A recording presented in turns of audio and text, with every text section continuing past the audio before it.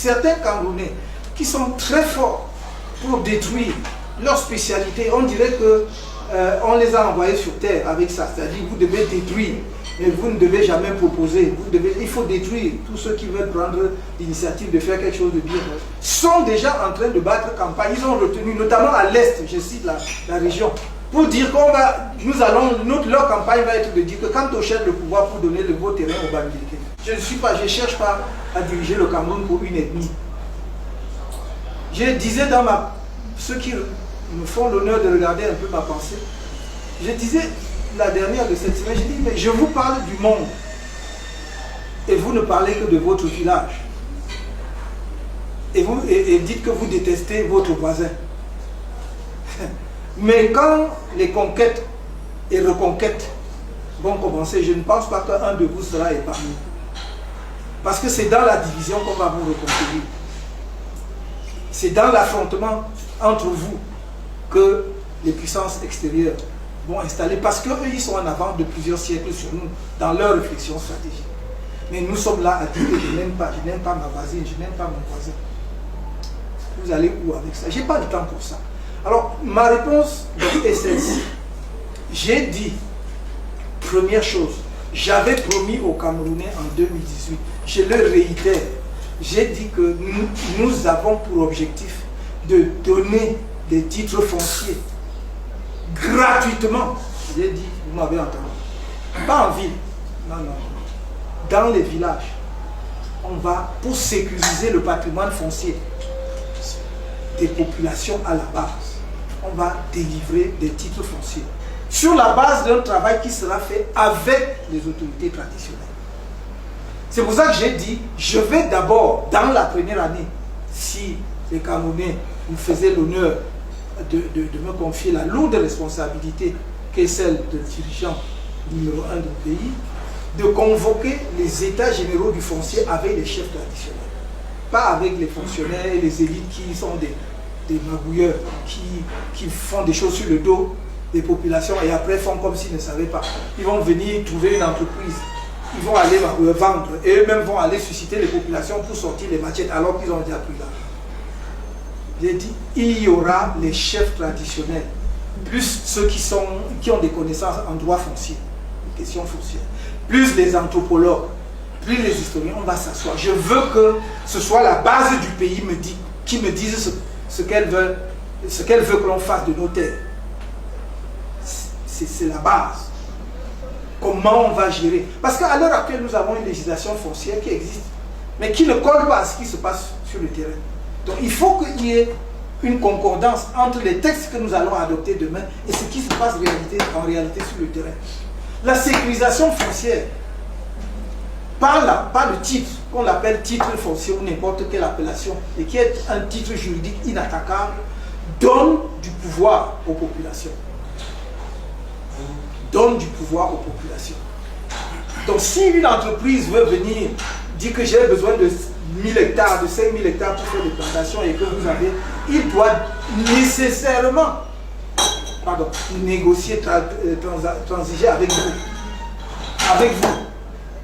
Et c'est pour cela que j'ai dit, à partir de là, lorsque vous faites ça, vous donnez la sécurité foncière aux populations à la base, le marché foncier devient un marché sûr, sécurisé et fluide.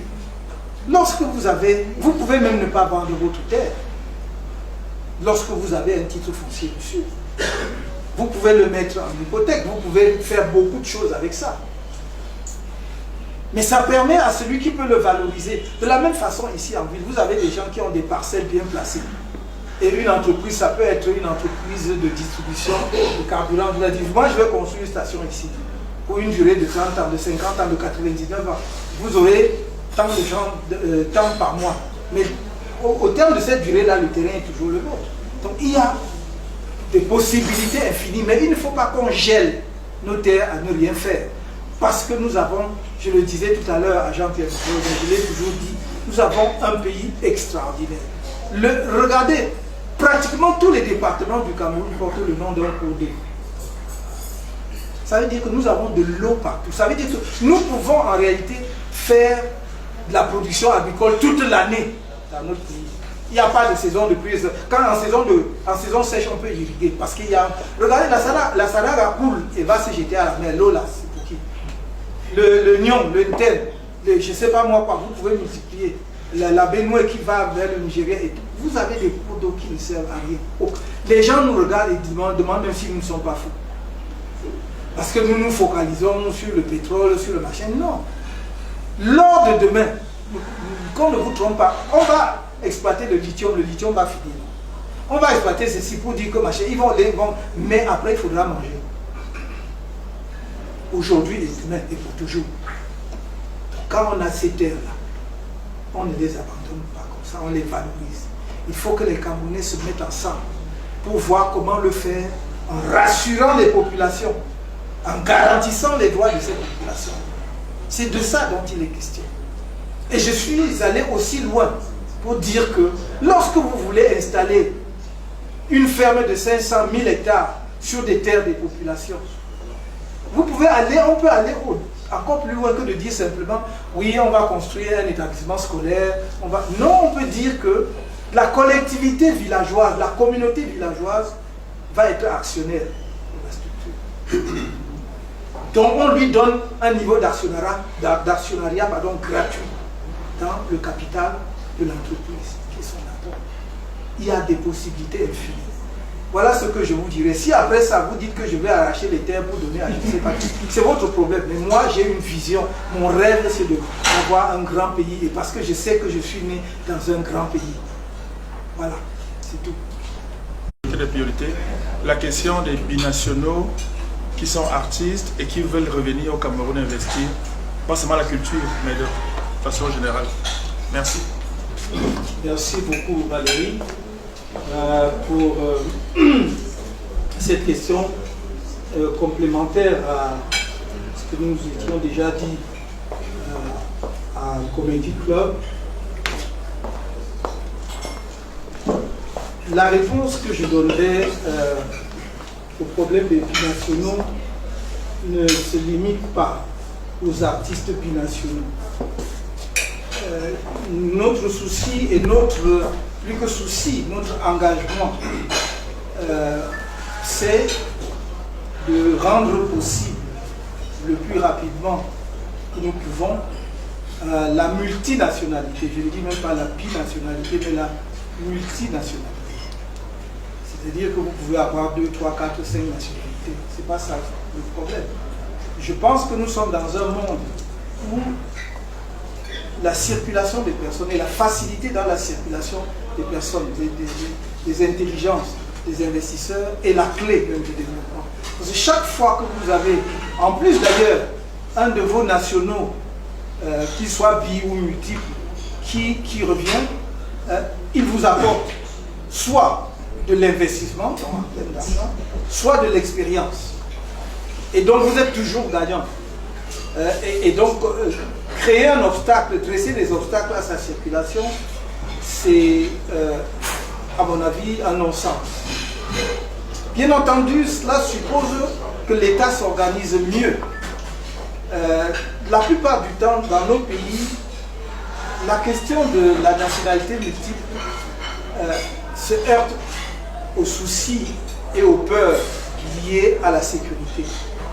Mais c'est à l'État de s'organiser. Ça, ce sont des problèmes qui sont vraiment résolus dans la plupart des pays aujourd'hui. Dans notre programme, nous parlions d'ailleurs de l'objectif de l'identité unique dans l'e-governance, comme on dit. Et parce que lorsque vous avez ce qu'on appelle identifiant unique, ça règle tout le problème dans tous les compartiments. Ça règle le problème de fraude, que ce soit à la banque, à l'assurance et tout. Ça règle le problème de sécurité parce que lorsque vous bougez, on sait que c'est tel. Et ça, c'est réglé par l'informatique, c'est réglé dans beaucoup de pays, dans la plupart des pays. Ça n'est pas la peine que chaque citoyen porte 10 papiers sur lui, c'est-à-dire la carte nationale d'identité, le passeport de ceci, le truc d'assurance, les machines. Vous avez un identifiant unique. Aujourd'hui, on peut résoudre efficacement, en tout cas avec un degré d'efficacité élevé, les problèmes de sécurité qui se posaient hier, de sécurité informatique. Parce que le danger, c'était que faute d'une sécurisation suffisante, qu'on puisse effectivement entrer. Et ça, il y a plein de Camerounais à l'étranger que je connais qui sont très très forts dans la sécurité informatique, qui travaillent pour de grands pays. S'ils le font, là-bas, pourquoi est-ce qu'ils ne pourraient pas? Et même au Cameroun, il y en a. Donc je pense que c'est d'abord ça. Une fois que nous avons enlevé les craintes liées à la sécurité, je crois que la question de la nationalité multiple doit être résolue. Les autres débats liés à cela et à la participation de la vie politique interne auront lieu. Mais en ce qui concerne l'entrée et la sortie du territoire, la participation aux activités du pays, que ce soit aux activités économiques ou aux activités artistiques et culturelles, seront réglées. Qu'est-ce que je peux vous dire de façon concrète? Que dans le cadre de ce que nous avons toujours préconisé pour la diaspora, j'ai toujours dit, je crois, en toute humilité, en toute modestie, avoir été, sinon le premier, en tout cas parmi les premiers, à dire que la diaspora est une chance pour chaque pays dans le monde. Et que ça va être un accélérateur de notre développement. Parce que, non pas parce que les Camerounais de la diaspora sont plus intelligents que ceux qui sont restés au pays, mais parce qu'ils ont l'avantage par rapport aux autres de s'être frottés à d'autres expériences extérieures qui leur permet aussi de se mettre plus rapidement au diapason de la compétition mondiale. Quelqu'un qui a travaillé dans une firme multinationale, qui a travaillé dans une grande entreprise, dans un grand cabinet et tout cela, a une expérience qu'un jeune ou un Camerounais qui a une autre expérience, mais peut-être pas de même niveau, aurait. Et donc ça peut effectivement accélérer le développement du pays. Cela veut dire quoi concrètement? C'est que nous devons mettre en place les instruments qui permettent à la diaspora de revenir en toute confiance.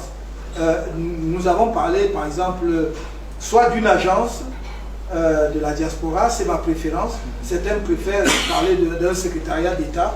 Mais moi je crois que l'agence a l'avantage d'être plus en prise avec la réalité, à répondre. Parce que l'agence va vous, par exemple, vous guider lorsque vous venez en ce qui concerne par exemple l'acquisition foncière, pour que vous n'alliez pas tomber entre les mains justement d'aventuriers qui vont vous vendre des terrains qui ne leur appartiennent pas. L'agence va vous permettre, avec son système de guichet unique, de pouvoir démarrer votre usine. À mon avis, si vous l'avez déjà réellement pensé et tout, dans les 3-6 mois qui viennent. Il n'y a aucune raison pour qu'un Camerounais qui a étudié son projet, qui a des financements, passe encore un an à marcher dans l'administration pour avoir les autorisations nécessaires. Et c'est ça qui va accélérer l'industrialisation et créer de l'emploi pour les jeunes. Car au final, ce qui nous intéresse, qu'est-ce qui intéresse pour moi, un dirigeant politique? C'est que le secteur privé joue son rôle, gagne de l'argent, mais crée des emplois pour les jeunes et paye des impôts pour s'occuper des questions sociales, c'est-à-dire la santé et l'éducation. Voilà le deal. Si on fait comme ça, tout le monde est gagnant. Toi, tu investis dans le privé, tu gagnes de l'argent, mais tu dois me créer des emplois parce que j'ai envie que mes jeunes n'aillent pas. Je n'ai pas besoin qu'ils aillent mourir à la Méditerranée. Et troisièmement, tu dois payer les impôts pour que je puisse effectivement faire la couverture sanitaire des populations et que je fasse marcher l'éducation. Voilà le deal. Moi, j'ai aucun autre intérêt pour ça. Donc, si les gens de la diaspora viennent, ils ont des projets, ils veulent investir par exemple dans l'art, la musique, ils veulent être producteurs, ils veulent promouvoir des salles de spectacle et tout, on doit faciliter cela. Il n'y a aucune raison pour qu'ils mettent 6 mois, 1 an à le faire. Donc voilà ce que je dirais. Nous avons d'ailleurs dans ce même esprit préconisé la création d'un mécanisme financier de la diaspora, d'un fonds de la diaspora. Peut avoir un fonds spécial de la diaspora. Géré par la diaspora, c'est pas, il ne s'agit pas pour l'État de venir, mais que l'État l'encadre. Que l'État lui donne l'encadrement nécessaire, notamment sur le plan de la réglementation et tout, mais qu'il s'organise. Parce qu'on peut aussi être un jeune de la diaspora, on rentre, on n'a pas assez d'argent, mais on a de très bonnes idées, on a un bon projet. Au lieu de passer par le circuit bancaire traditionnel qui peut être compliqué, personne ne vous connaît encore. Parce que la banque fonctionne aussi comme ça. Oh, je connais tel, je peux me porter garant, on vous donne le crédit. Non, personne ne le connaît, mais c'est un gars de la diaspora, il arrive. Il y a un fonds de la diaspora qui existe. Il peut donc effectivement trouver des financements auprès de ce fonds pour se financer. C'est un nouveau levier, un nouveau mécanisme de financement qui va venir compléter le dispositif existant. Voilà globalement ce que je peux indiquer comme réponse à votre question.